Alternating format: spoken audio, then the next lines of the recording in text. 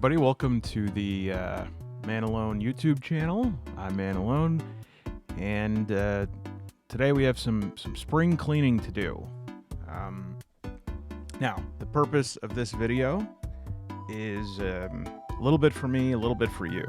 So for you, what I'm hoping is that this serves as a nice starter pack, especially if you are new to solo role-playing. That if this is your first stop or one of your first stops, this is going to provide you with lots of good ideas as far as games that you can pick up. I chose to do softcover games for two reasons. Number one is because they have a lower barrier to entry in terms of both price and investment, right? And so I think it's good to start with games that are maybe a little bit less costly and less comprehensive, because if you don't like it or you don't like that type of solo gaming experience, you can try a different one. Whereas if you spend maybe $60 on one game and it's not up your alley, then you may sour on the whole experience, and we certainly don't want that. So these are lots of games that are going to cover lots of different types of not only gaming genres, but solo gaming genres. The second reason is because I have filled up the third bookshelf, and it is unreasonable. I agree that it is unreasonable for me to get a fourth bookcase for just game books, especially because I have two bookcases of regular books. And so these are not going into storage, but they are going to go into what we're calling a flat bookshelf. This is it's a flat floor bookshelf, and they're going to go in here, and then they're going to go under my desk. So they're not going into storage. They're not going away, and I think this is a reasonable compromise. I do think there could have been some other compromises that, anyways, the point is that I thought this was a good send-off. Not that they're going anywhere, but I thought it was a good send-off before we put them into the underdesk flat floor bookshelf.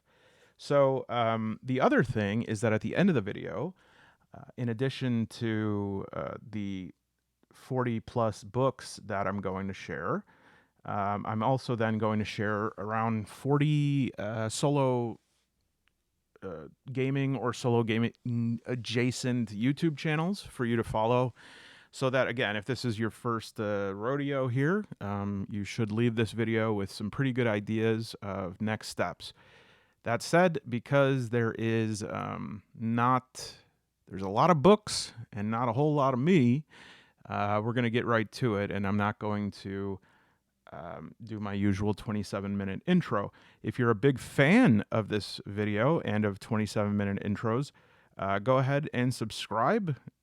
We have a lot of fun here. And then I just posted another podcast. We do a weekly podcast for members for SEAL Team Waffle Alpha, $3.99 a month. We also have a Discord that is probably one of the best things in my life.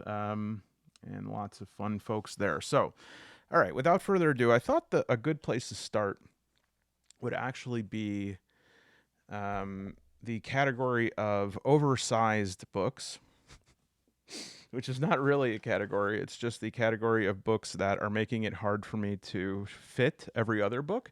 But conveniently enough, several of these oversized books follow a sub-theme of their own, which is they are game books. Now, for some people, the first stop in your solo role-playing journey will be a game book. For instance, my playing of a game book preceded my playing of a solo tabletop role-playing game by about 34 years. When I was 6 years old, my brother had a Lone Wolf book. At that time, I knew what Choose Your Own Adventure books were, and that's what it looked like at first glance, but then I saw like a character sheet in it, and I was blown away. It was like at the time, the two RPG games that I knew of were Dragon Warrior for the Nintendo, which I know is called something else outside of the US, and Lufia was the other game. Was there any other ones? Final Fantasy 3 came a little later. Anyways, So to me, it was like, oh my gosh, this is like Dragon Warrior, but in a book. I was blown away, but I had no idea how to play it. So when I did consider like getting into solo gaming, my first thought was, well, do I want to get into these solo role playing games or should I get into game books? Because I'm sure there's tons and tons of game books to choose from. However, interestingly enough, um, it seems as though around 1990, maybe, the market for game books just totally dried up and people like completely stopped making them for a long time. And the first one we're going to talk about, which is Destiny Quest, Michael J. Ward talks about, I'm not sure if it's in the book here or if I read it on the website, but he talks about how when he came to his publisher to say, I want to do a game book, they were like, dude, don't do that. Like, write a fantasy book. Nobody wants these anymore. People like prefer solo gaming, all this stuff. So I'm glad he did. They are big books, but you go through them fast. I mean, because, you know, for each page, there's entries, there's combat. There's also like some art and maps in the middle of the book. And I think some people might find Destiny Quest a little bit oversimplified.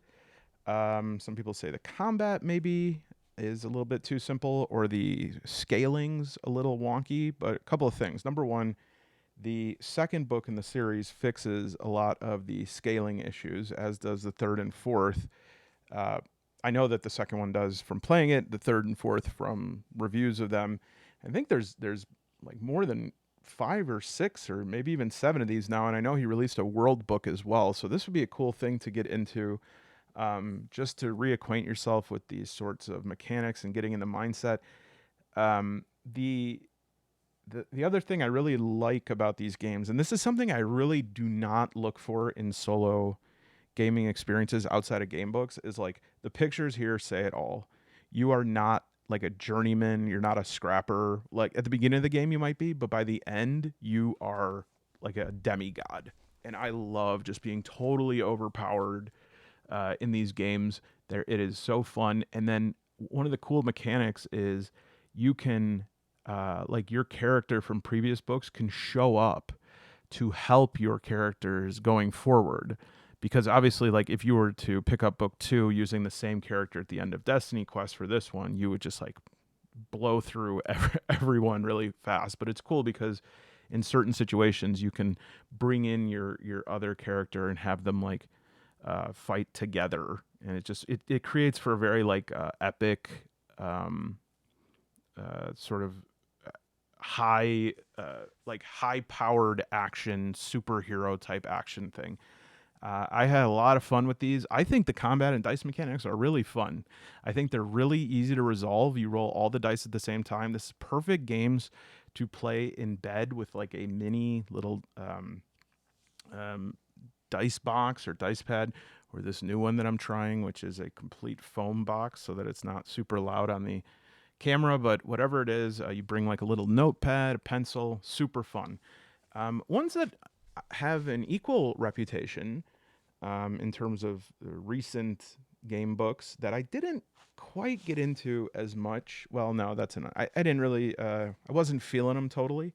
Is Legendary Kingdoms by Spider-Mind Games, Oliver Holm.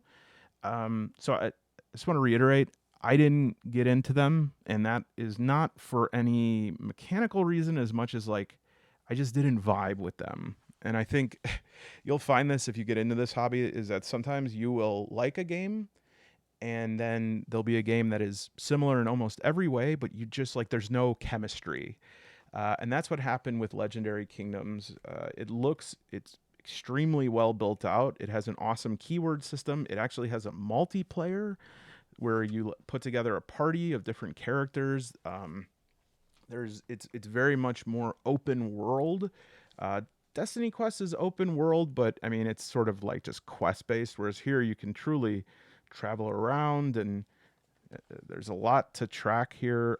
You can build armies, you can build a fleet of ships, you could start building up wealth and stuff. So yeah, I mean, I assume at some point I'll give it another shot. I'm not sure what number they're on here, but I know that I have the second book is even more substantial and apparently even more put together. So This one's called Crown and Tower. So that's Legendary Kingdoms and Destiny Quest. I'll definitely get back to these at some point.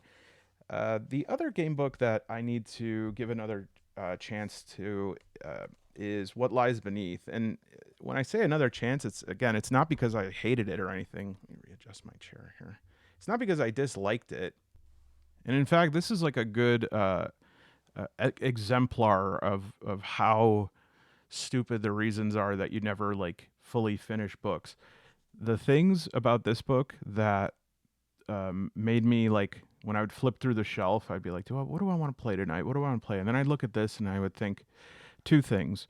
Number one, I'd be like, oh no, there's ketchup here, and it's not. It's blood. And if you get this book, I just want to warn you, you will never remember that is not ketchup. The second thing is, and this is totally ridiculous because it's a completely optional mechanic, but every time I think of this game, I go, oh, maybe I should play that. And then I go, oh yeah, that's the game with the dex tests that require you to like flick dice. And so there's like, you have to like create a dice tower and then flick one of them on the other ones. Again, it's totally optional. Even at the bottom here, there's alternate rules that tell you a different way to do dex tests. But then there were like things like wit tests where you would have to, I'm not sure if this is the one where you'd have to like roll the dice and then you'd have to, you would be able to flip them. And it was kind of like a little bit Rubik's Cube-y. And so I really should finish this game because, first of all, the author and designer Chris Scafidi has reached out. Really nice dude. And the illustrator is Jason Glover, who, if you're familiar with Iron Helm or Tin Helm, he is one of the best in the game in terms of solo card games. So, yeah, this one's pretty affordable as well, by Fervent Workshop, and looks, yeah, you know what? I should finish this one off. This one's not going to go in the non-storage. It's going to go next to my bed. Okay, this one, I have no idea. I think someone got me this for my birthday, maybe. If you're watching right now, I really love this game. But if you're not watching, I don't know what this game is. It's not even a game book. It's a book game. So I'm thinking it was from somebody in my family who's like, oh, Malone loves these little game books. We'll get him a game book. But I think it's just puzzles, and then you have to do a QR code to solve. I don't really know.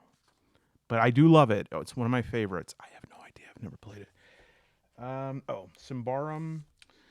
This is by Neil Kingham, who does Paladin Roleplaying and who was the producer of these excellent custom dice, which I got the Man Alone set here. Let me find a few of these, which are pretty awesome for playing on camera.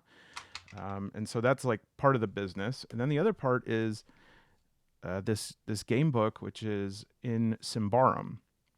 Symbaroum is a Free League property, and it's probably one of my favorite settings. I've decided that it's not grimdark, it's glumdark.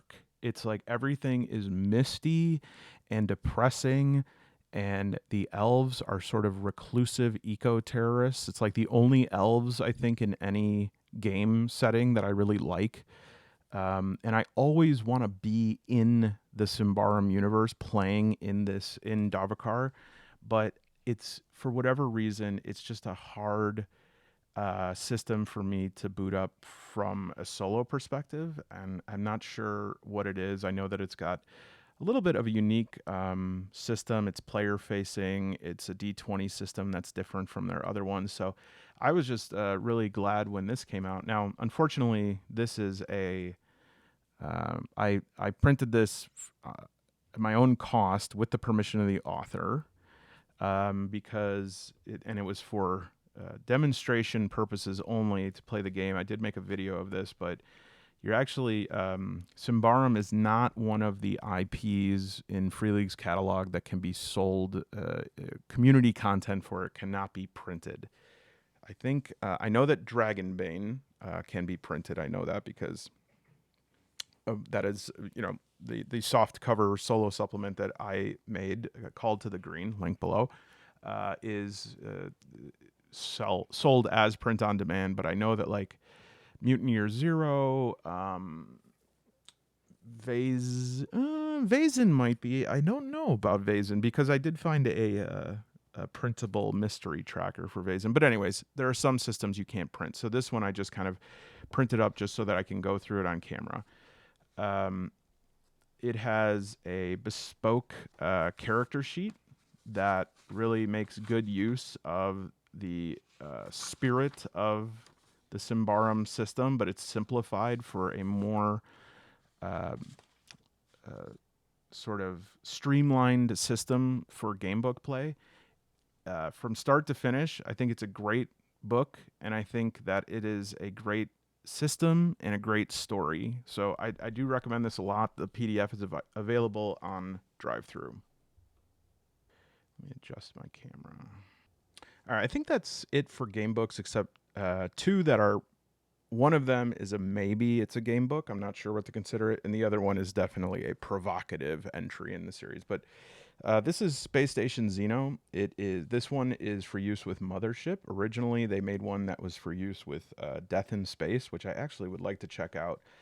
I say that this one is sort of a game book because it does have like entries that you go through and back and forth and stuff, but it does also have pieces of it that are more, shall we say, classic. Like, you know what? I think it's a game book. It might have like a slightly different motion through it. It might have like a little bit of dungeon crawl to it. Yeah, this is tough actually because if I were to declare this like a game book, then that calls into question like what a dungeon crawl is, because a dungeon crawl has a map and you're going to these different points. But either way, this is by, what is it, Squid Ink? Yeah. I thought it was pretty good. It has an interesting sort of mystery and a system of increasing urgency, this like disturbances track. Again, it's a good one that you can, it's sort of self-contained. I suppose that Thousand Empty Light also kind of has a very narrative quality to it. This might be something that it exists too in a subclass of its own. This is one of my favorite solo modules. If you've followed this channel, this comes up a lot, but it's definitely different. It's almost like it is a meta book in that it has components of it that are designed to be tabletop role playing, and then it has elements of it that are designed for you to like treat it as if it's a document you have found. And so all I know is that Alfred's Valley's combined system semiotic standard is one of my favorite oracles in existence. I hope it gets adopted by lots and lots of games, and the approach of it is excellent. This is there's a regular edition here. There's a special edition. Both of them are pretty affordable as far as these things go and worth checking out.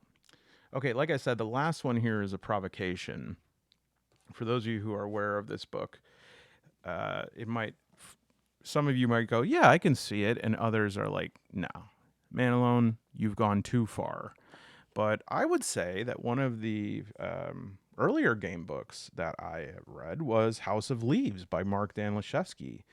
Now, again, the actual genre of this would be maybe like metafiction. It is a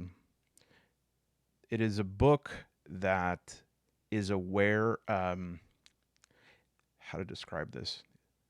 All right, here's my attempt. It is a book that is aware of the reader.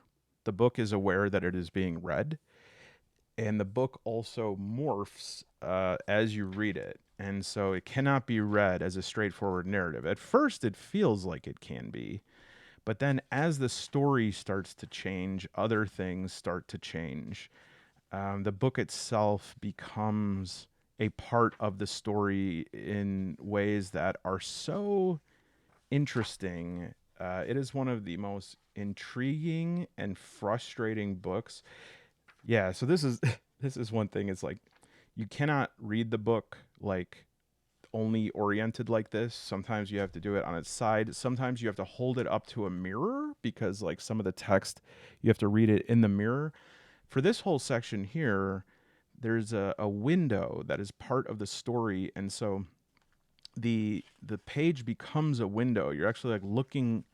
There's another page under this that you don't necessarily have access to, and you could only see this part of that other page. And then as the book goes on further and further, it really deconstructs. Where it's like, what the hell is that? Oh, okay, it's like a little dust. Yeah, there's one where the text, yeah, Braille. There's one where the text just goes into the corner of the page. Oh man,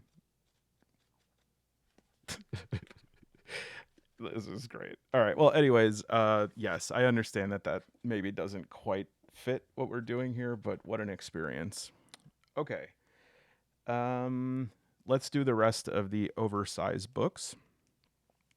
Here's a little one I don't show that often. So this is Starting Crew and Exploration Sites. This is for Across 1,000 Dead Worlds, which is a hardcover solo book by Alex T. And we're going to see several Alex T offerings here, so stick around. But this is just a supplement that gives you some new sites and some new characters to play with, and it has like some nice combat. I think this is probably, I've used these a lot more than the characters, just these like pre-gen combat hex maps. So I think it was pretty affordable too on drive-through. Another by Alex T. and Alan Barr. This is such an interesting entry. Now, Alan Barr, this is, in my opinion, two of the best here. Alan Barr is also somebody that, yeah, like Alan Barr is Tiny Cthulhu, which Tiny Cthulhu is one of the games here that slipped its way in that is not actually a solo game, but it's softcover, and also sometimes I like think about soloing it, or I have tried to solo these games before. Alan Barr, I just think is it's so refreshing to read his stuff, because in a gaming world, in a gaming milieu where a lot of people play things very safe, Alan Barr like makes games for adults, and they're serious and meaningful, and they deal with stuff that, like, an adult makes a decision on whether they want to generate a character's traumatic past. There are a few games like Under Ashen Skies.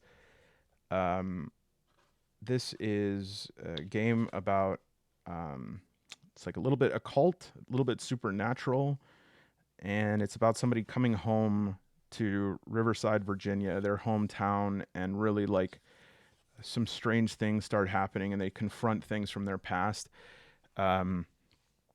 This is a game that BB and I are gonna play through together, and it's a powerful game. I don't think it gets talked about enough. After we play it, because we want to keep it sort of like untrampled, I'll definitely do a video on that. Okay. Space Station Zero. This is a solo miniatures game that can be played solo or co-op. I have not played this. I got it recently, but it got good reviews for soloing for two reasons. Number one, it's very easy to set up and get going. And number two, it can be played in a playing area that's 2 feet by 2 feet. And that is really important to me, because part of what draws me to solo gaming is like portability. I like any game that I can put into like a little bag and carry with me. Like peak solo gaming would be a game that you could set up at a doctor's office while you're waiting. And there'll be other miniatures type solo gaming experiences. One of them that is probably the most popular, that is not a soft cover, is Rangers of Shadow Deep, which I still want to play that on the channel. I have finally purchased like a bigger gaming table, but my my firing solutions for recording a wider space like that thus far have not worked. I tried to get like a GoPro type thing, and it just didn't work. So we'll keep working on that. Anyways, that's not what this is about. Okay. Any other? Oh, of course. So I would say that this next one is probably. There are those who may disagree with this, but it would be hard for anyone to not at least respect it as like possible that this is the most widely used solo tabletop role-playing tool, and that is the Mythic Game Master emulator. For those of you who are unaware, Mythic GME, there are some things that are Game Master emulators, and anything that is a GME is a comprehensive system that the idea of it is that it can be applied to any game, that it performs the actions of the Game Master regardless of the game.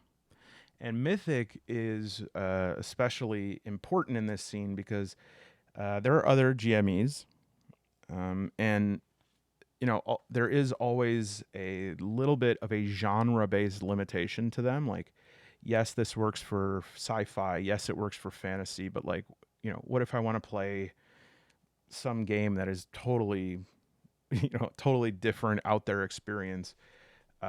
It can sometimes be limited by the tools that are sort of situated in a certain genre. So to that, we have not only one of the most incredible sets of solo gaming meaning tables that are divided by genre, by creature, by NPC, by dungeons, by mutations, by sci-fi, by fantasy, by cyberpunk, by undead, by terrain. All of these like location descriptions. And on top of that, this is like a living document. I mean, it's a company, really. It is. There is new issues of Mythic that come out like quarterly, maybe. And there's also probably the most significant system to emerge from this is the Chaos Fate chart. I also have this. The Adventure Crafter deck is another tool from them that I have, which is a really good to have like a card system like this that you can generate randomized prompts like on the fly and don't have to page through something for it. But there's all kinds of Mythic supplements and stuff. It does a really, really good job of providing a lot of flow charts that help you sequence play and understand how it works. But this fate chart right here is probably the most important contribution. It is in this respect. If you look just right here, it's quite familiar, right? Every solo game will have some sort of oracle that is used to determine likelihood of something. But the element that's added here is that like you answer these questions to determine if the level of chaos goes up, and as your chaos goes up, your odds change, which is a really interesting mechanic because it is, I mean, I think you could say, oh yeah, well the odds are always sort of odds are odds, right? It's random, but it's really not, right? Because your odds are different if you're sitting inside of like a horse-drawn carriage talking to somebody who you're trying to recruit to be part of your team of rogues, right? Versus if you're running across a wooden drawbridge that is the rope is burning. That has different odds, right? And so it tries to account for that. If you want a little taste of Mythic without going all in, this is a cheaper supplement that's available that includes some of the broad strokes of the system. It's in black and white. It has the fate chart and the chaos factor, and is a good introduction of like how to use the system, how to do the rule creation, and then a really nice extended example, and of course the fate chart there. So I think Mythic, there are some people that the extent of their solo play is they use Mythic, and you know what? That's all they ever have to use because it's that good. I think this, oh no, two more oversized. So this is When the Moon Hangs Low, a new game that I have. It's Gothic action. I haven't played it yet. It has sort of Disney villain type illustrations. Kind of interesting. This is a very, very economic purchase for a game, economical. It looks really cool. It has that sort of, what is it, early modern, like 1600s sort of Castlevania thing. It does have solo instructions, but really they are, they're pretty like, I think they're 2 pages, which is good. Like I want to acknowledge that whenever Yeah, so lots of random tables in the back here could be considered part of like solo play. You'll use those in concert, but the solo play piece of this is, I think, just 2 pages. Yeah, Lone Hunter, and so it'll have like some complications and some twists and stuff, but mostly it's just kind of saying, hey, this game can be played solo, which I appreciate. And I also have another supplement to that is coming. So yeah, I actually should let me know, those of you who follow, like if there's any of these that you really want to see. Solo Investigator's Handbook is a solo Call of Cthulhu investigation method. It has some interesting stuff in here, and I really should spend some more time with it. It is built like specifically for the Call of Cthulhu type mysteries, not only in tone but also in sort of the dice roll mechanics. But yeah, lots of really cool. Actually, this is a really, really great resource. And in fact, dude who makes this, Paul Bimler, also has a lot of other ones here, especially for 5e. The Solo Adventures Toolbox and part 2 of that. Those are really good for soloing anything 5e. And then actually I just picked up this Dungeon Oracle, which is system agnostic method for converting published modules. I think it's $2. It was pretty good. I think it has said a lot of the same things that I've said about the challenges of it, and the way that it resolves that is keeping it open-ended. I think, and I think that is like one of the choices that can be made when you're converting a set dungeon crawl to solo play. It's just like, nothing's set, just treat it all as emergent, which I think that is a good approach to it. But I would love, a way that more incorporates text as written. Anyways, if you are a fan of Call of Cthulhu, you probably need the core book for that. I will say a standalone game book solo RPG that is one of the most impressive, and it's worth the money, because it is literally one of the most well-made, beautiful, not only beautifully bound but beautifully written, is a hardcover book. So not part of this solo Call of Cthulhu module called Alone Against Nyarlathotep, and that's probably like maxed out. That's leeway. It's probably about as good as that gets.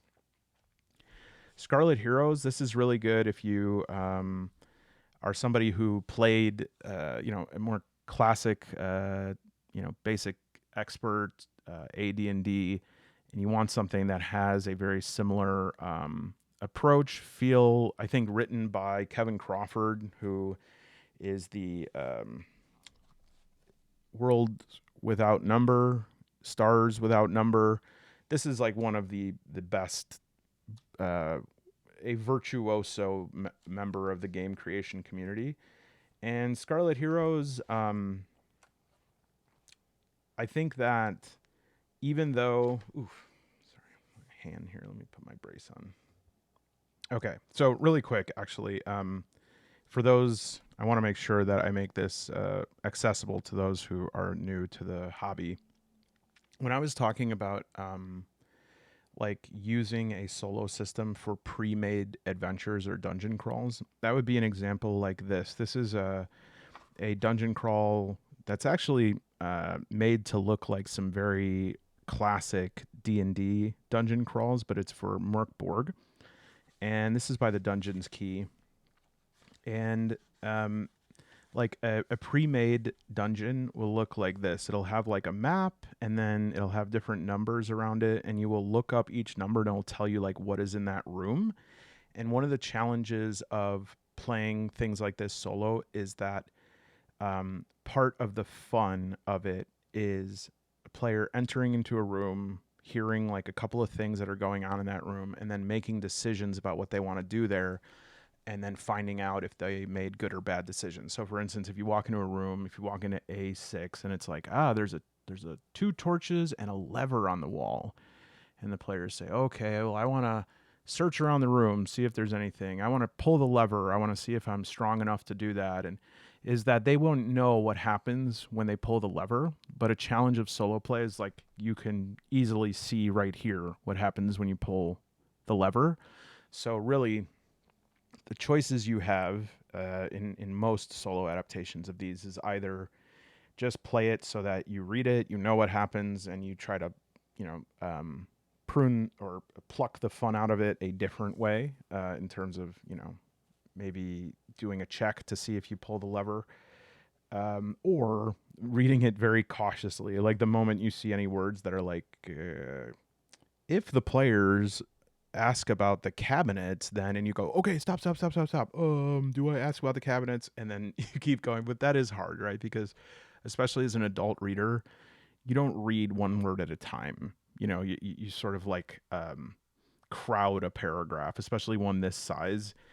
I think that they even showed that when people read something this short, they'll sort of close in on it from both sides sometimes. Anyways, so that's an example of a system that is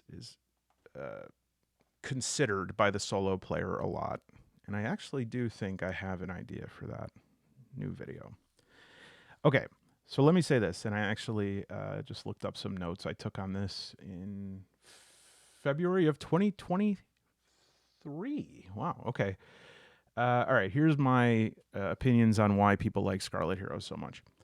Even though, again, the solo stuff is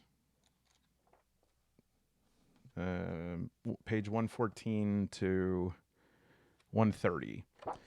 Number one is it's scaled really well.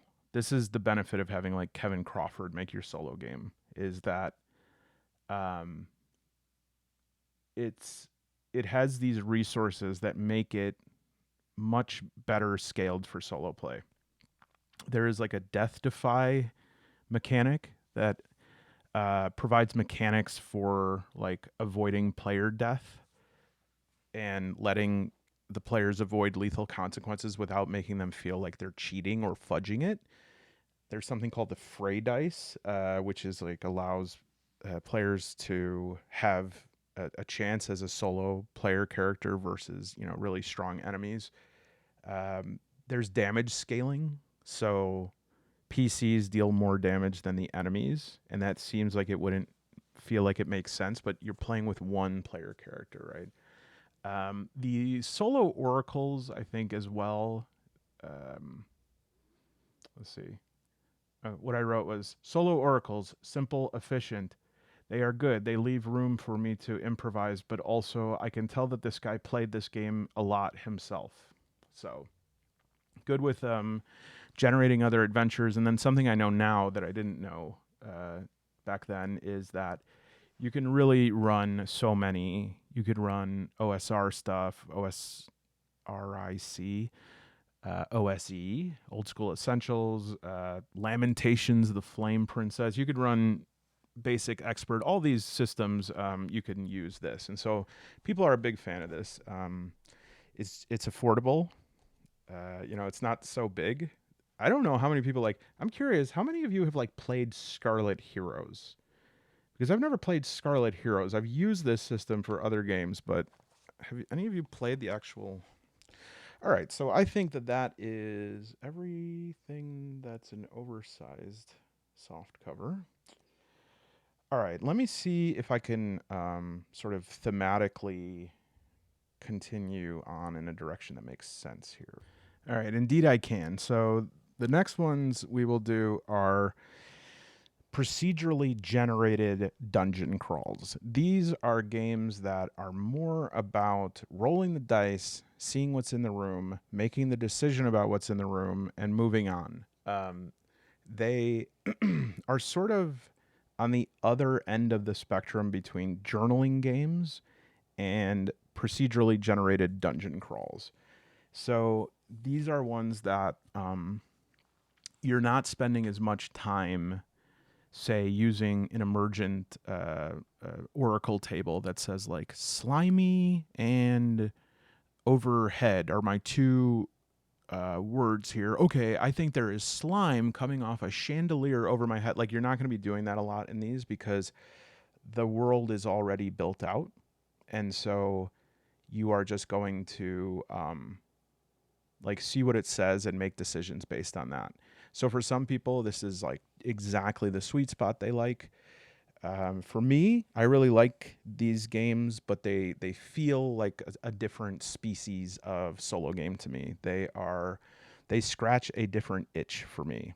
Okay, it's like it's sort of the difference between if I like Doom and Resident Evil. Like they're both about games where I like kill the undead, but I think this is more Doom, whereas Resident Evil might be something more uh, that I'm participating in crafting a sort of deeper narrative. Now, one thing I have come around to is that I used to be like against games like this. Not a, like I wasn't I wasn't protesting them, but I was more or less like, yeah, no, I'm not interested. But something I do think about is somebody who said when I made a video about this is like you have to think of these games as like modular. They build on each other, and so at the time I felt like this is too limited. I know there are a lot of options in this book, but if I played this game long enough, I would explore all of the options of this book and it wouldn't be interesting to me anymore. And that's true for some of the games, but specifically two of these games are uh, like they just are part of a series that is going to just keep growing. Actually, three of them. So uh, all of these are pretty popular if this is what you're into. So the first one is going to be 2D6 Dungeon by Toby Lancaster. And this is, um, there are two books, Core Rules and Tables Codex, that I think is included in this one. I'm not sure if this was a Kickstarter only thing. This was generously provided by Toby. And so I'm not sure if they sell it all as one thing anymore. But yeah, so in this game, you're going to be drawing dungeons. You're going to be using hex paper. You're going to be building your character. There's lots of cards that I know are around here somewhere. I'm not going to throw everything around here to find them, but all of these things exist as cards. I love to use cards. And then there are lots of tables in the book. So you're going to be doing a lot of flipping and skipping.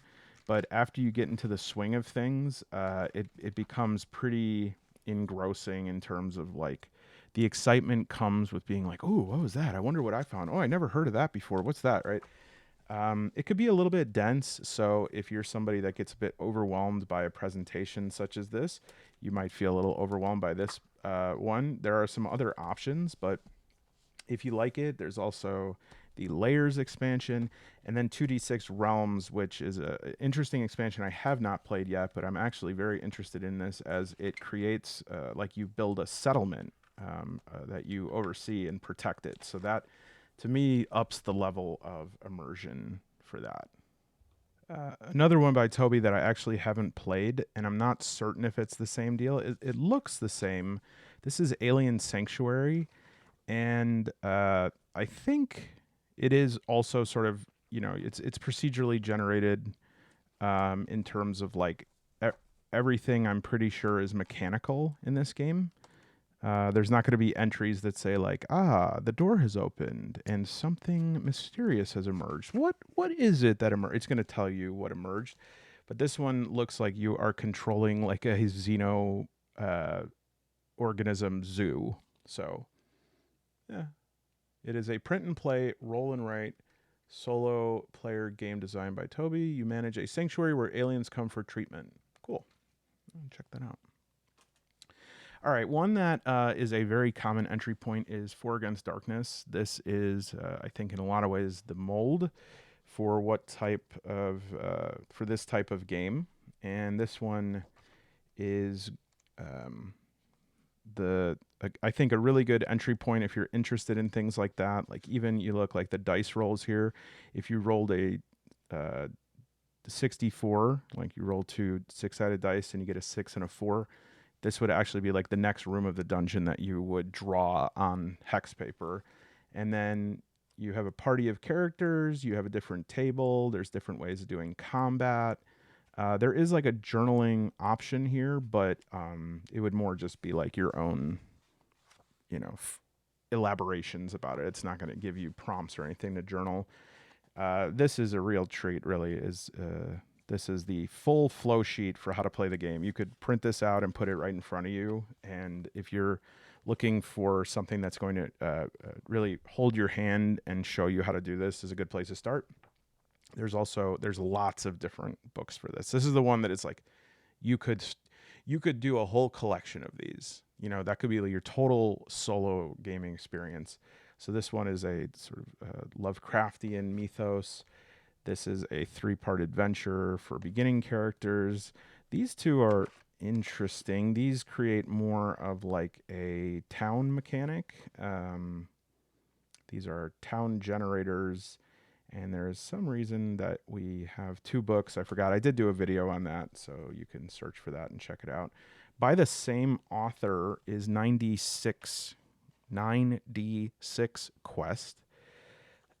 This one I think is one that is somewhere between a kind of like procedural generation and a board game. And in fact, I think this would be a good one if you want to like have a fun game with kids. I think this would be a good one because it has art that's appropriate for them, and it has pretty like limited options so that there's lots of fun surprises and stuff, and they can create a hex map, but it's not overwhelming. Like there's not so much stuff that it would be outrageous.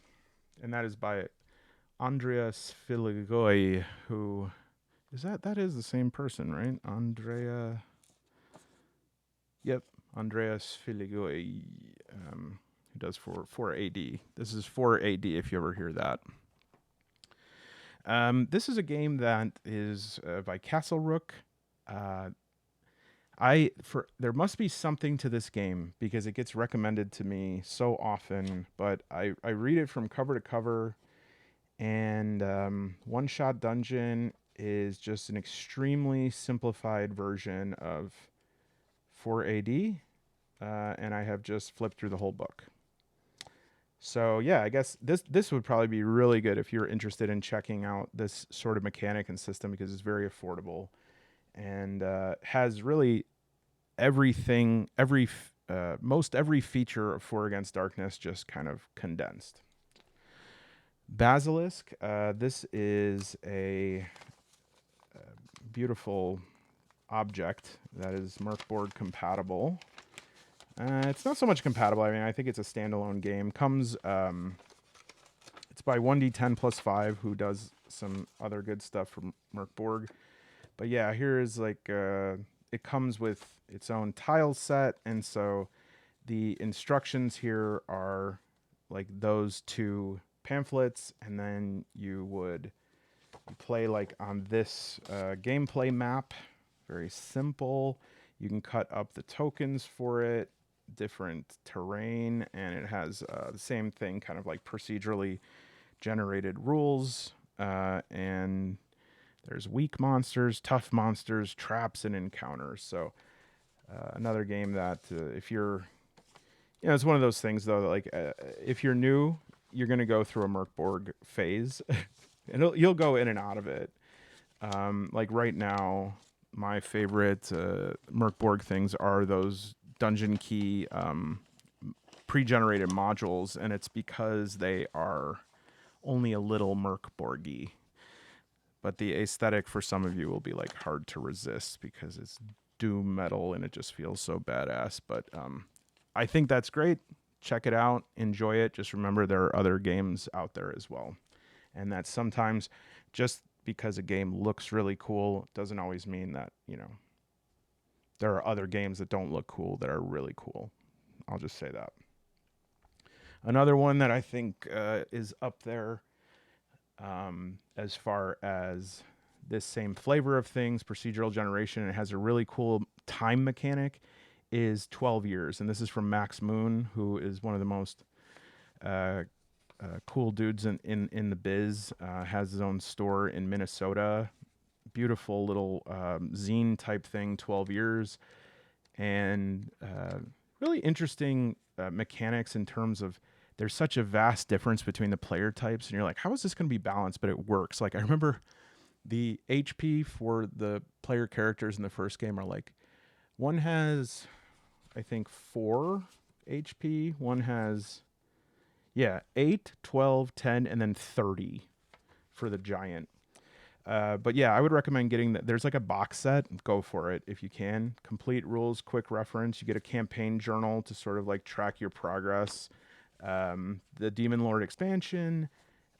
These are like a quick reference guide for hexploring if you want to really quickly keep this on hand to figure out what's in the next hex. And then also there's the Village expansion that just came out. Oh, is that a sticker? I want me Max Moon. Max Moon stickers are like my absolute favorite stickers. Please tell me that that's a sticker. Hold on, please. It's not a sticker, and I ruined. No, I'm just kidding. It absolutely is a sticker. Ooh. You can't see it; it's slightly off camera, but the whole right side of my desk is all just like Max Moon art. Another one that is from an author who I realize I'm almost certain. I feel so bad. I think when I made a video on Bilge, I called the author Nerd Rot. Oh no, good. It's Neon Rot.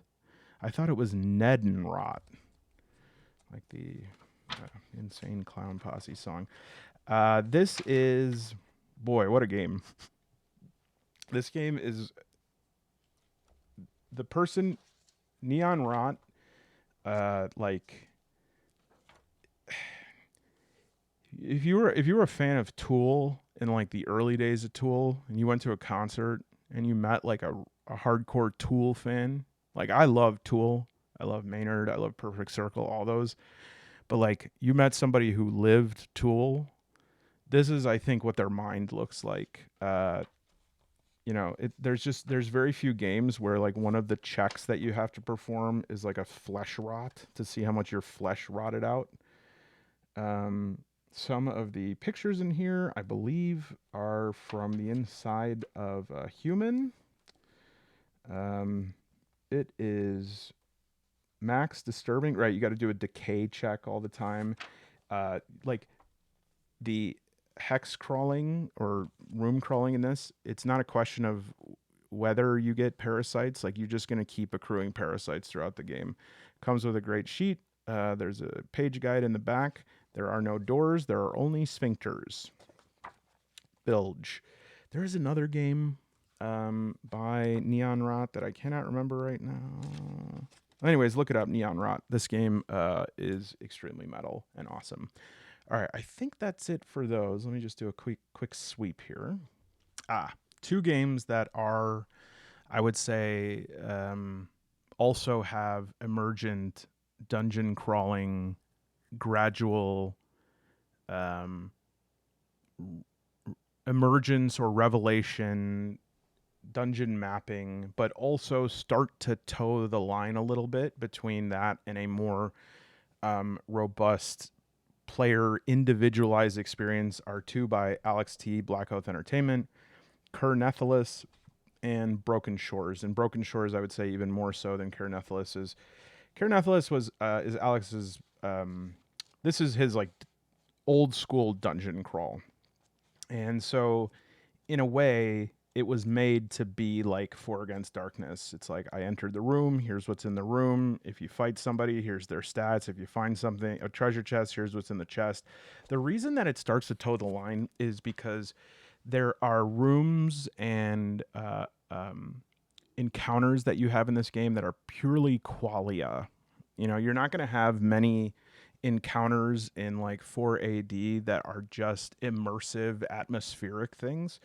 But in Nethalas, there are rooms that are still interesting, even if there's like nothing in them.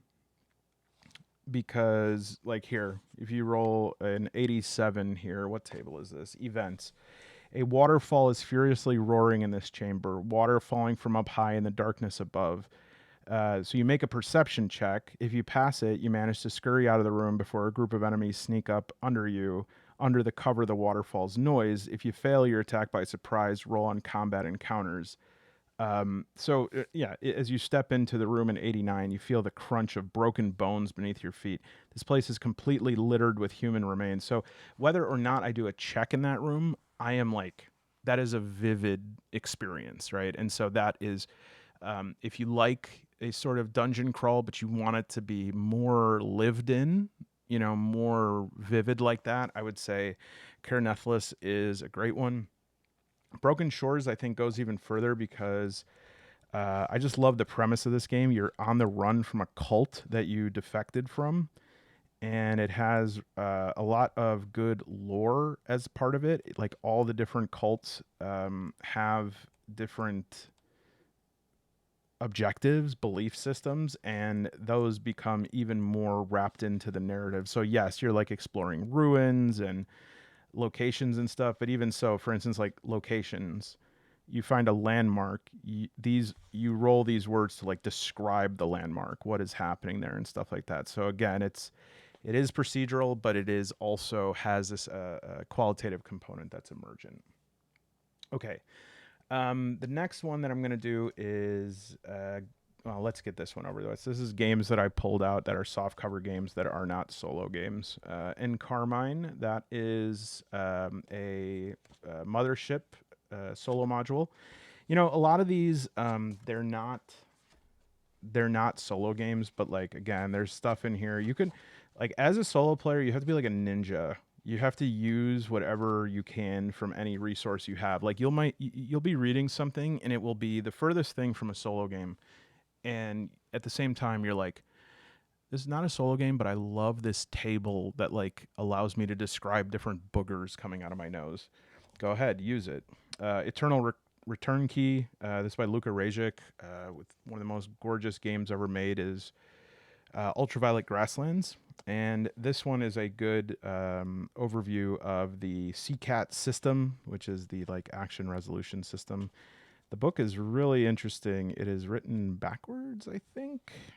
Anyways, yeah, that has a lot of good stuff. If you're playing Ultraviolet Grasslands and you intend to play it solo, that is a good thing to have. And then this is Fabula Ultima, like a beginner's guide. If you're into JRPGs, Fabula Ultima is a JJTRPG.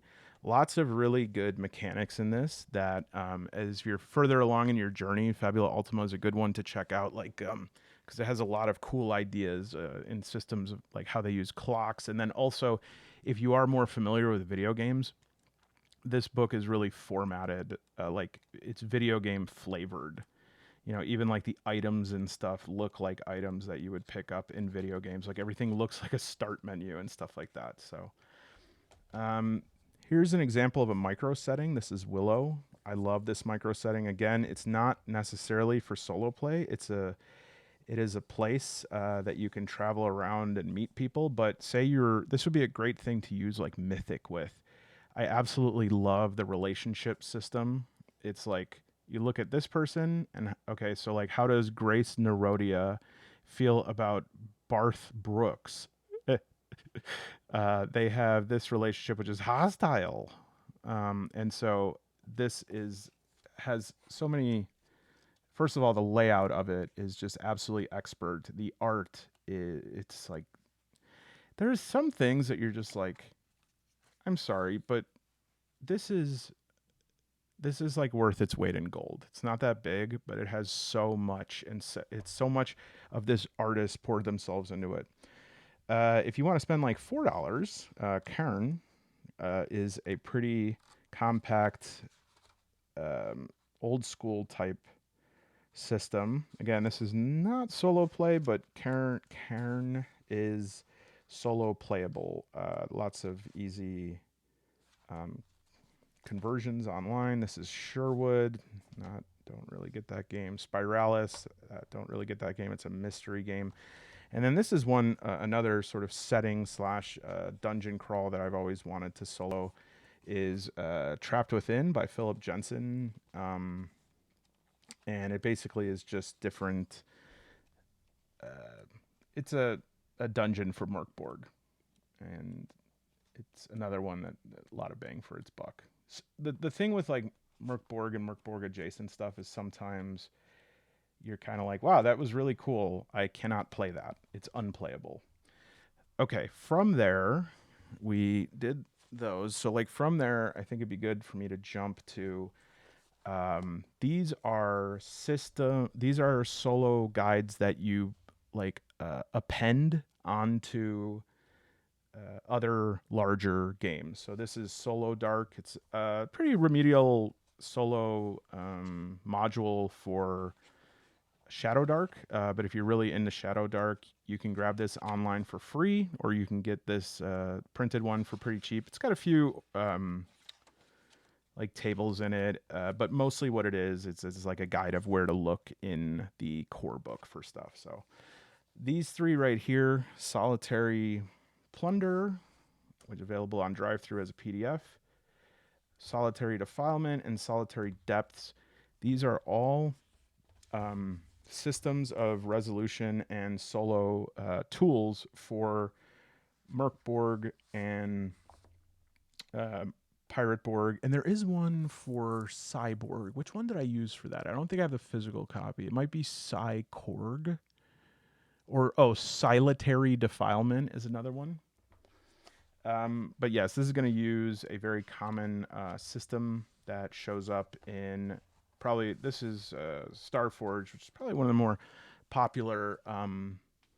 Ironsworn and Ironsworn Starforged are two of the most popular solo entry points. Again, if you're not sure about it, those are pretty big books. They're quite good. It's a good introduction, especially to using improvisation and imagination for your gameplay. But it does have a specific system of resolving ambiguity and resolving conflict and stuff, which these systems use, which are a system called strong hit, weak hit, miss. And basically it involves you rolling these dice that show you your target, and then you have to roll your dice, and then if one of your dice beat that number, then it's a weak hit. If both your dice beat the number, it's a strong hit, and if neither, it's a fail. And then if it's a fail or a weak hit, you have to come up with a sort of like branching consequence for that.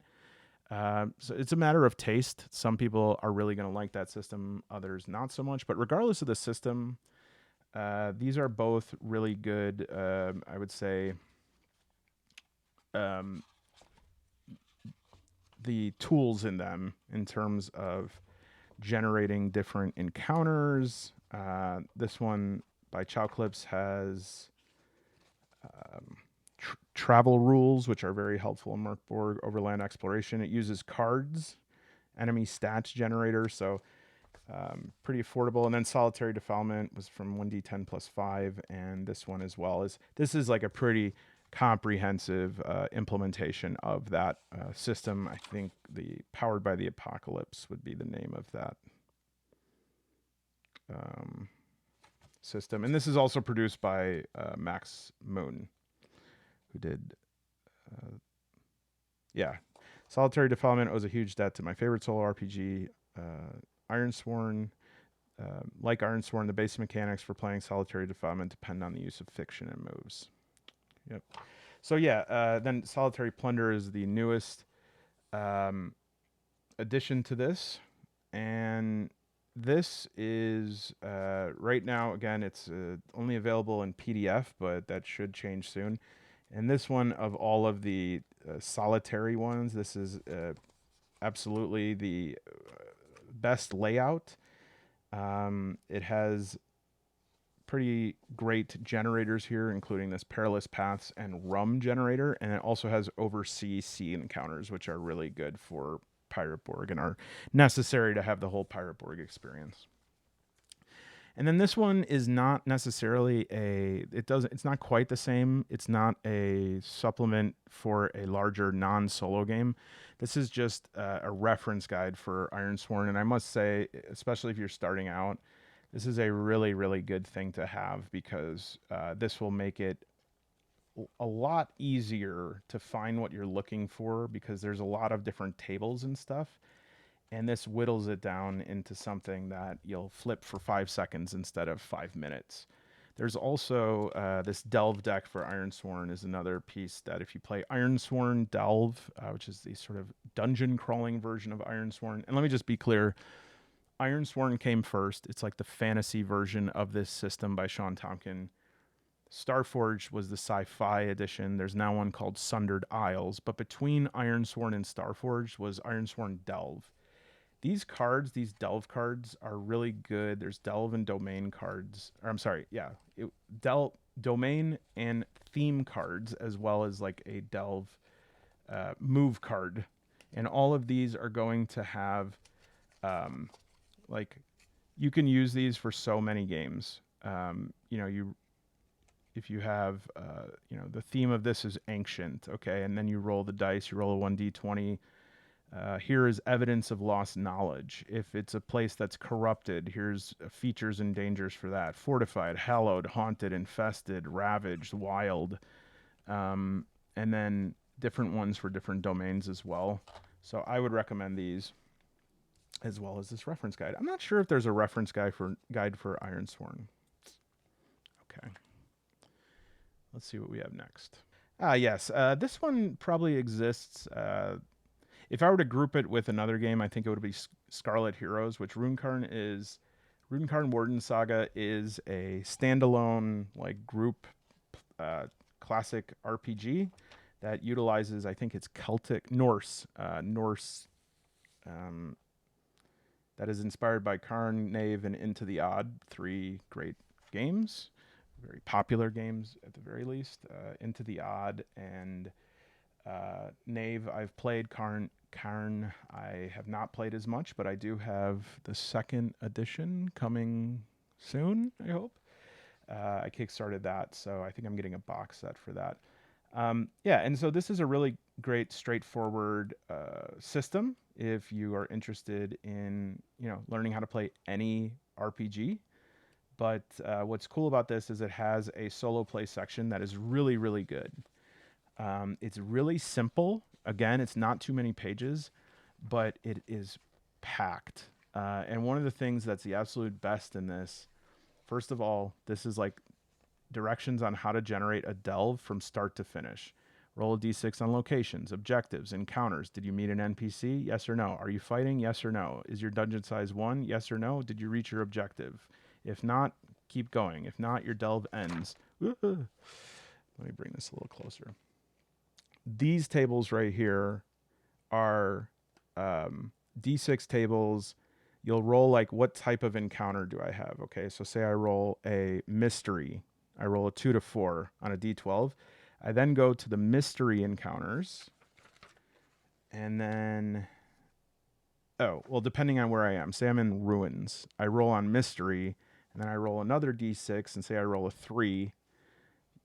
Your exact double appears, shrieks, and runs away. And so within these 3 pages right here are, what is it, 6 times 5, 30, 60, 90, 120, 150. This is 180 different encounters in just those 2 pages. There's also co-op rules, so pretty rad. Here are some... Let's do those next. These are journaling games, which some folks prefer this type of thing. This is not my favorite approach to solo play. Early on, though, I did play it. I think it's, if you're interested in exploring solo role-playing, you should try journaling games, and you should probably try more than one, because there are some that are better and more immersive than others. And so just because if you play one and you don't love it, at least try to give another one a chance at some point. This is Carved by the Garden by Cassie Mothwin, and it's, you know, this is a game that's super beautiful. The design is really great, and it's essentially you're documenting an experience of somebody who goes into the woods, and these are like their last days. And so even this sort of like system for rolling, that's a handprint and everything, absolutely gorgeous.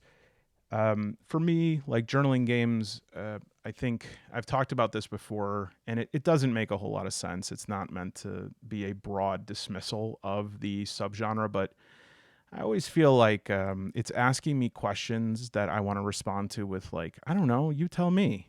You know, it's like something emerges from the mist to your left. What is it? I'm like, I don't know. You're the game. Like, could you imagine if I was playing, you know, Street Fighter 2 and they're like, the other player has just made an attack. What is it? It's like, you tell me.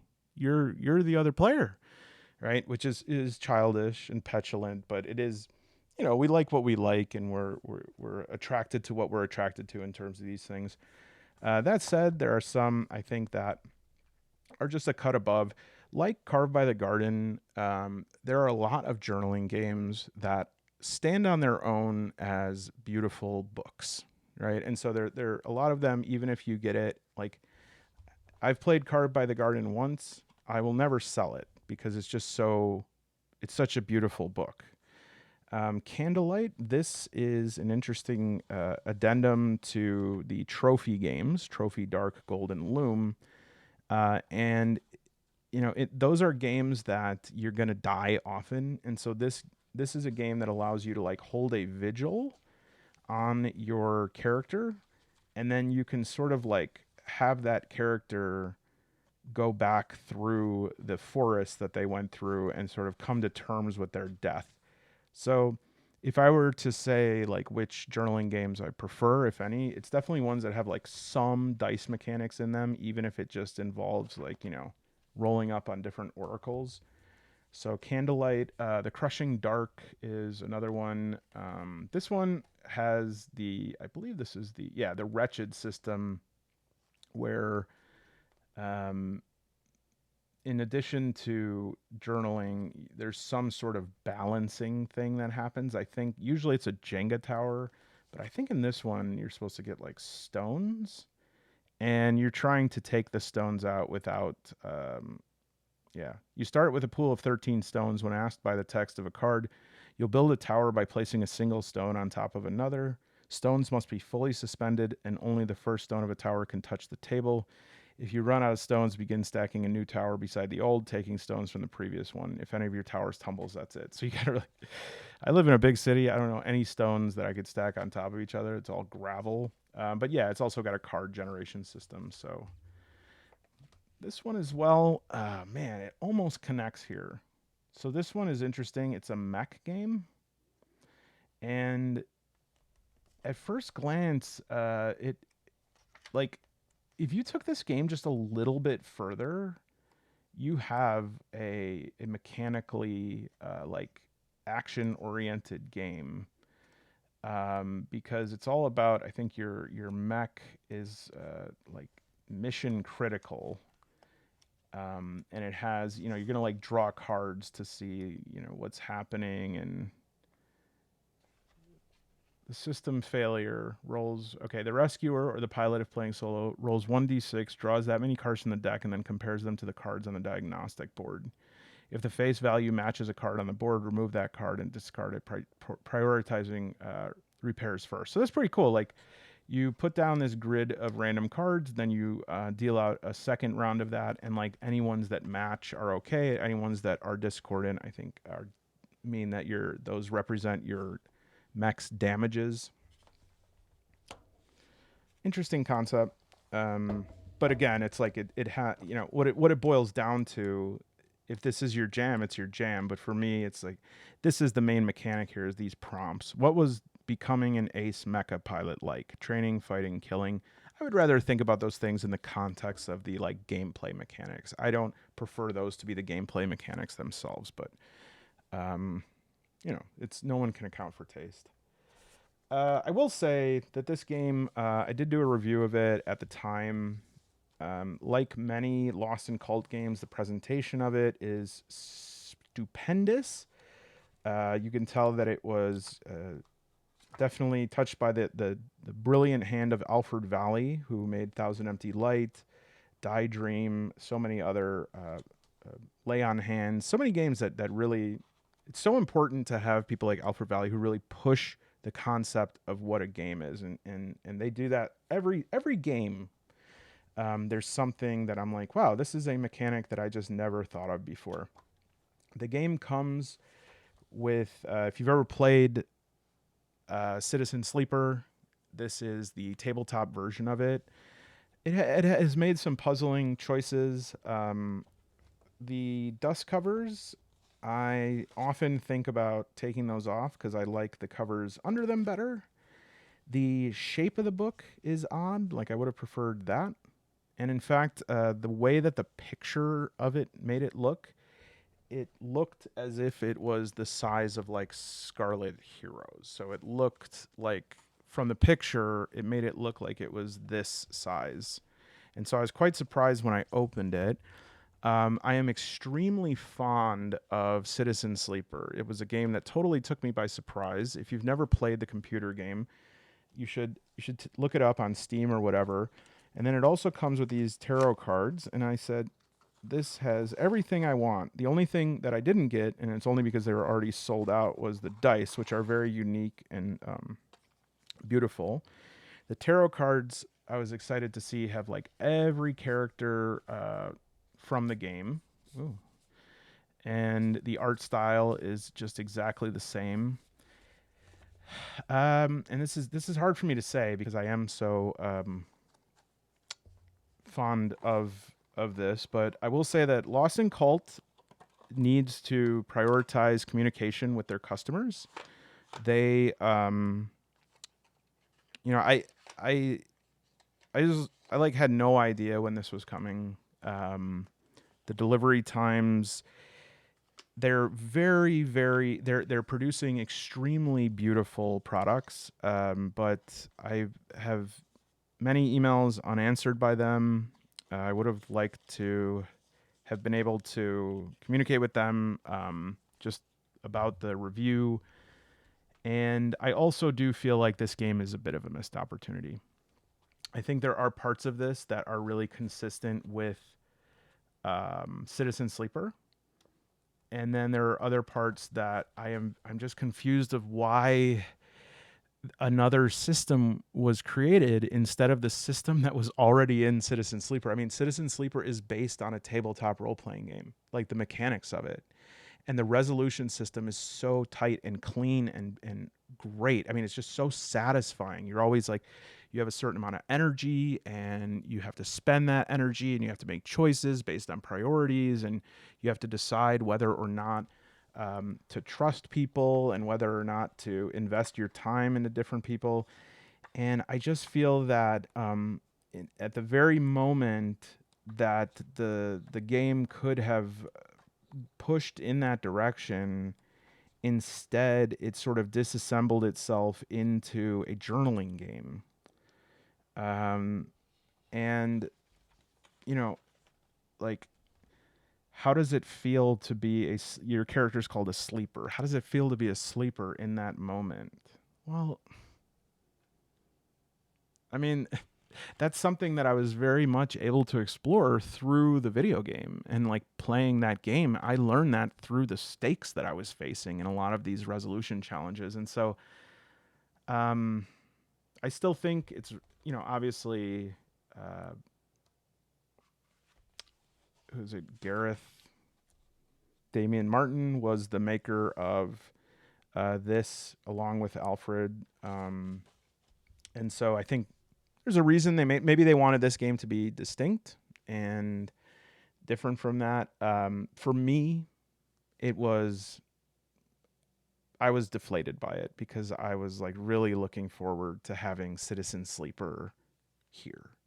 And instead I have something that kind of looks like Citizen Sleeper and does have these components of it. Like there is this energy dice and there is, these, the different player drives, and we have these really nice, I don't know if we had to do tarot cards. I think that there could have just been cards. I don't really, like, sometimes I don't understand the usage of tarot cards specifically because, for instance, let's see here.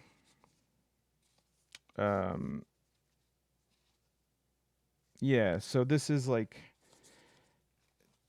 the Emperor, Harden.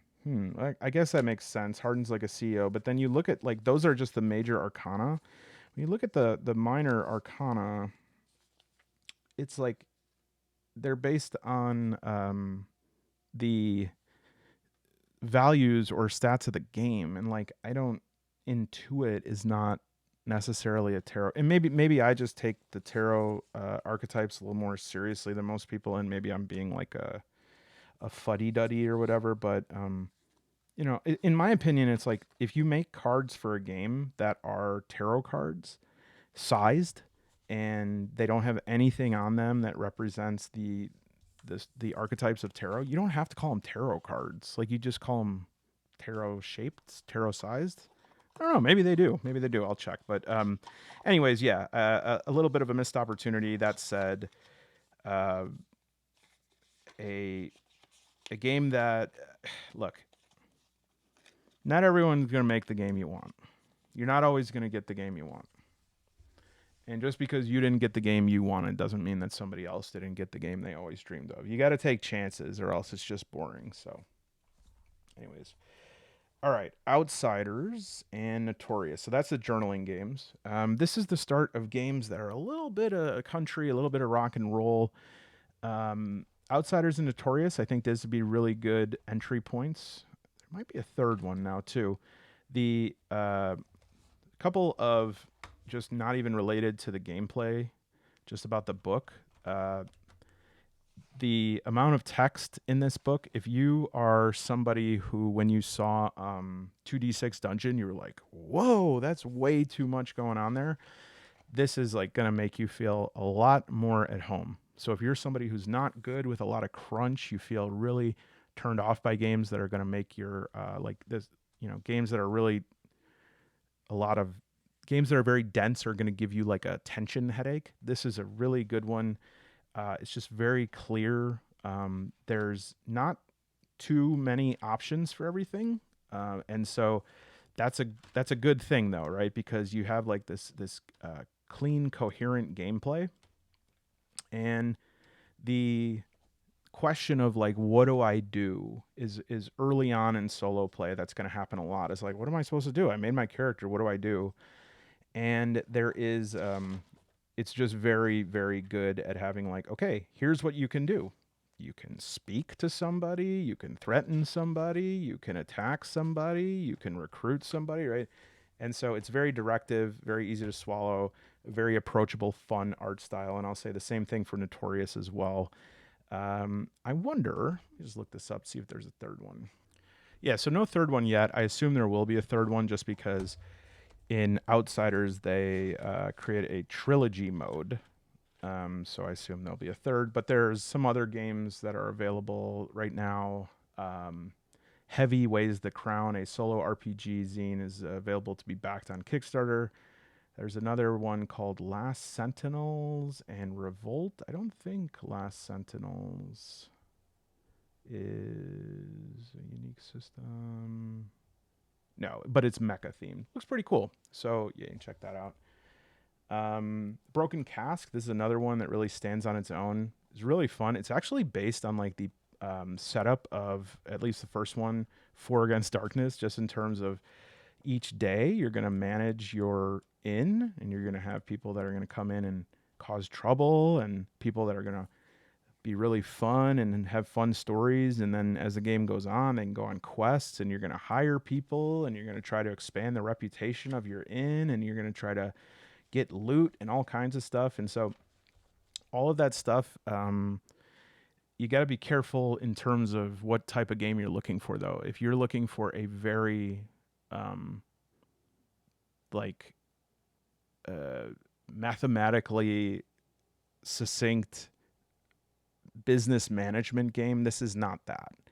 On the other hand, if you're somebody who's like, oh, that sounds fun, but I don't think I can manage all that, it's much more narrative based. Like, you'll keep track of some things, you'll hire people, but a lot of things are abstracted in it. And then the Broken Cask Society is an expansion of that, where you're going to like travel to different taverns, and I think you're going to play like a like you do reviews maybe, and you're going to travel between them, so it has different journey mechanics and stuff. I have not played this yet. I really should. Derek also released a like novel of this too, so this is a cool. I should really do Broken Cask Society. I should play that. Oh, Dead Belt. This is another one that I think like Outsiders has a unique mechanic. It is a mechanic that has an SRD. It's an interesting system. what is it called? It's by a couple of drakes, and your primary stats are unique grit, gear, glow, gas. And so you're going to have to basically like, you play these Han Solo type, smugglers and stuff like that. And you could play different character types. But what I really like about it is the setup. When you go into one of these abandoned ships, you start the game with like a debt and you got to pay it off. And so you go into these ships, which are called birds, and you have to like search them.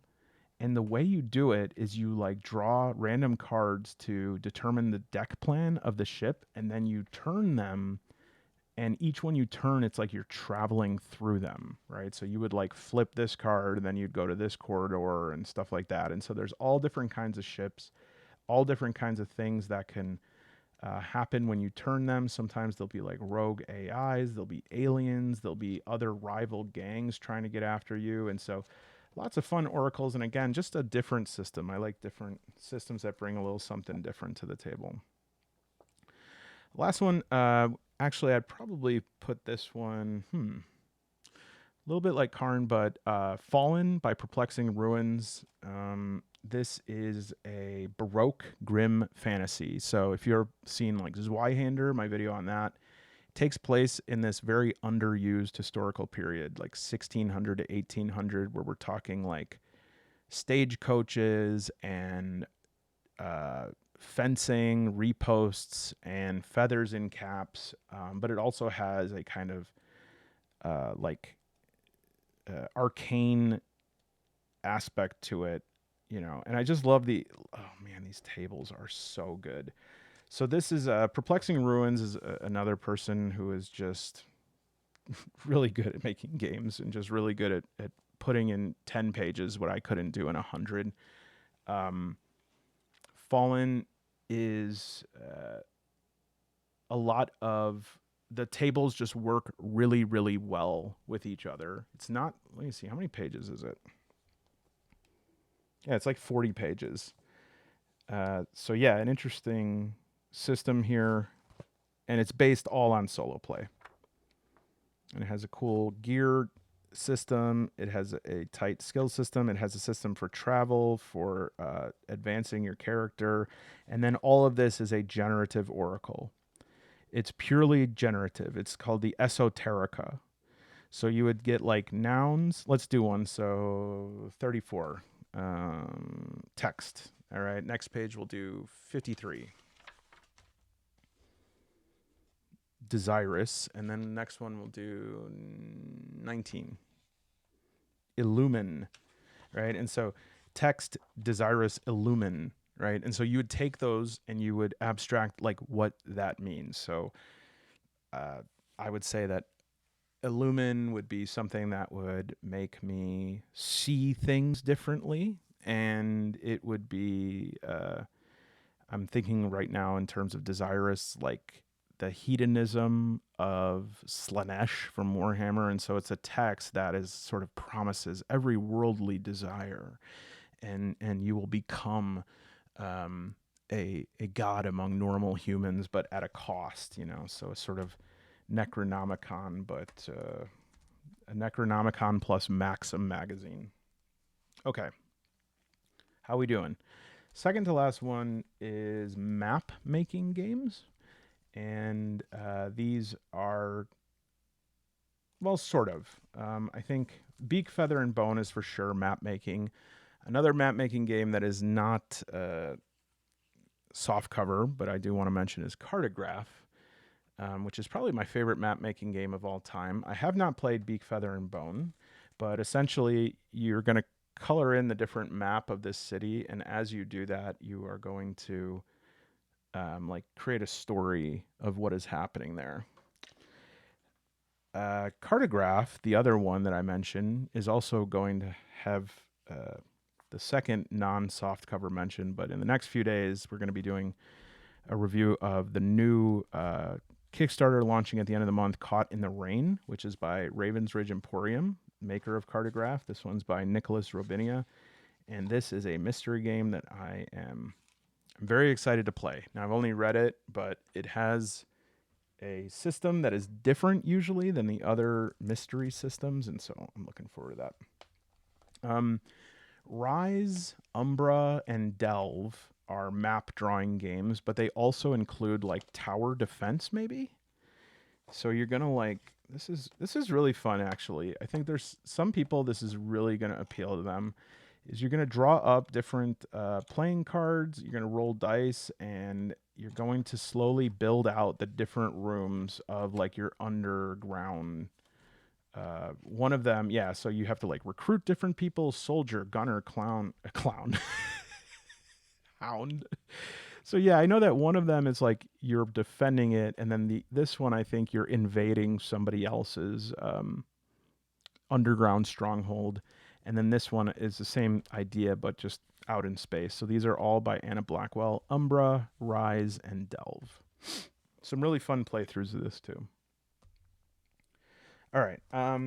Finally, I guess this is maybe two categories, but these are just some books that are really good to have at your side. They're not solo games per se. Well, they're not solo games, but they're tools.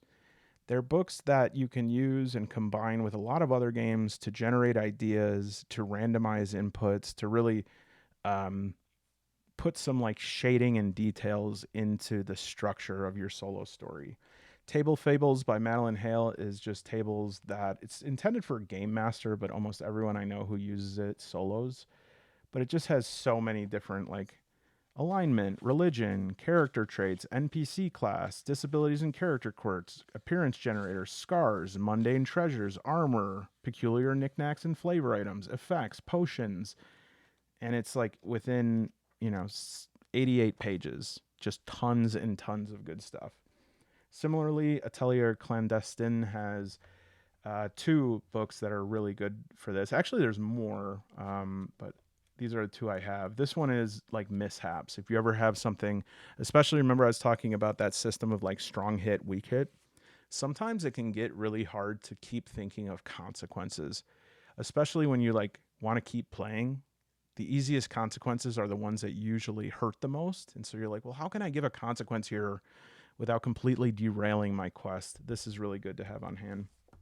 And then Sandbox Generator, boy oh boy, there's few that compare to the usefulness of this. Like basically any game that you want to add a map to, it allows you to make villages, cities, castles, dungeons, different doors, different special rooms, different magic items that you could find.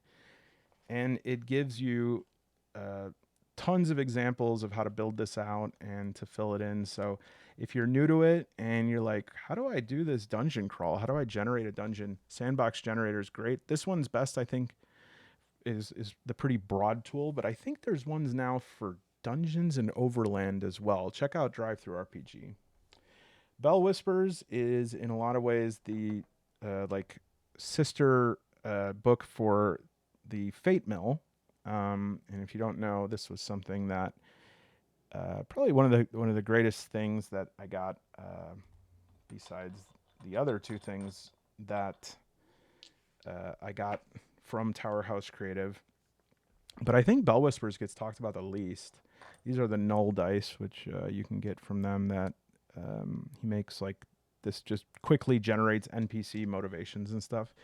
But Bell Whispers is one of the most fun random generators of stuff because it's just like, first of all, it has these full quest starters. Like the first part of this book is just fully built out, extremely detailed and specific quest starters. And then narrative inspirations, different paths, different strange rooms, oddities and obstacles, hateful hallways, collected curiosities, NPC stuff. So this is a fun one to have as well. I think this is still in the same category, but it's a little different. These last three are books that I use to think about solo gaming and about tabletop role-playing in general.